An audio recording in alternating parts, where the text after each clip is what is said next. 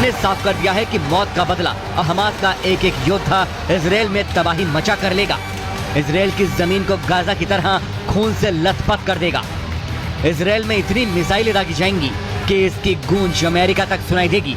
इससे न ब्रिटेन बचेगा, न जर्मनी और न ही फ्रांस। फिलिस्तीन के स्वास्थ्य मंत्रालय ने दावा किया है कि गाजा के अल अहली अस्पताल पर मिसाइल से हमला किया। इस हमले में 500 से ज्यादा बेकसूर लोग मारे गए और सैकड़ों की हालत अब भी गंभीर बनी हुई है। इस हिमाकत को हमास ने नरसंहार बताया है और इसका इंतकाम बहुत जल्द लेने का दावा किया है। हमास के किले में जब मिसाइल दस्तक देती है तो किसी का नाम और पता नहीं पूछती।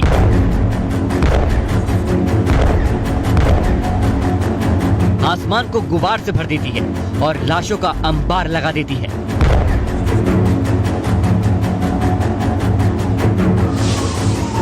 ऐसी तस्वीर देर रात गाजा में दिखी जब एक मिसाइल ने गाजा के अस्पताल में बर्बादी का इतिहास लिख दिया।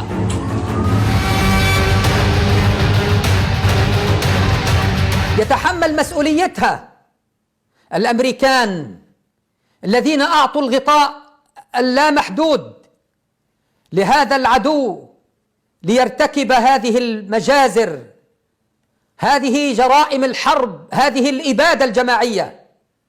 يتحمل مسؤوليتها الذين وفروا الغطاء في مجلس الأمن ورفضوا إدانة هذا الاحتلال وهذا العدوان. गाजा अस्पताल में विस्फोट के बाद फिलिस्तीनी राष्ट्रपति महमूद अब्बास ने अपनी जॉर्डन की यात्रा को रद्द कर दिया। उन्होंने फिलिस्तीनी अधिकारियों के साथ इमरजेंसी मीटिंग की और इस अटैक की निंदा की। जरा هذه الليلة فاجعة كبيرة ومجزرة حرب بشعة لا يمكن السكوت عنها أو أن نجعلها تمر دون حساب. गाजा सिटी अस्पताल में जिस वक्त हमला हुआ चारों तरफ मातम पसर गया। अस्पताल का हर कोना लोगों की चीखों से गूंज उठा। जान बचाने के लिए जख्मी हालत में लोग इधर उधर अस्पताल में भागते रहे।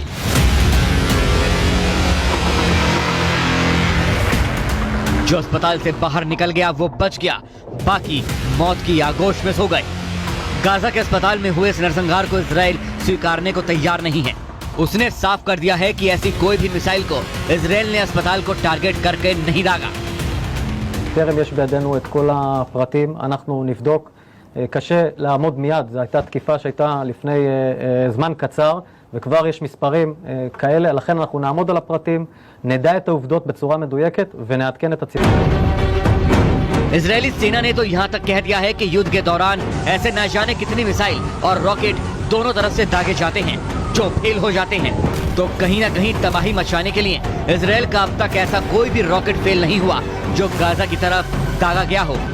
गाजा के अंदर मची तबाही का कसूरवार हमास ही है, जिसके दागे मिसाइल ने वहां के अस्पताल में नरसंहार मचाया और 500 लोगों की मौत हो गई। כיוון שיש הרבה תקיפות של חיל האוויר ויש גם הרבה שיגורים כושלים ויש גם הרבה דיווחים כוזבים של חמאס, נכון שאנחנו נלמד את הפרטים וניתן לציבור את האמת. इजराइल और फिलिस्तीन के अधिकारियों ने एक दूसरे पर आरोप लगाए हैं। इस विस्फोट के बाद वेस्ट बैंक और मध्य पूर्व के आसपास विरोध प्रदर्शन शुरू हो गए हैं। दावा किया जा रहा है कि 2008 के बाद से जारी इस जंग के बीच ये अब तक का सबसे बड़ा हमला था, जिसमें एक साथ 500 लोगों की मौत के आंकड़े सामने आ रहे हैं। वर्चस्व के लिए युद्ध भले ही हमास और इजराइल में जारी हो, लेकिन संघर्ष की इस ज्वाला में दोनों ही मुल्कों के लोग पिस रहे हैं। सड़कें खून से लाल हैं और बर्बादी के अमिट निशान सरहद पर बनते जा रहे हैं।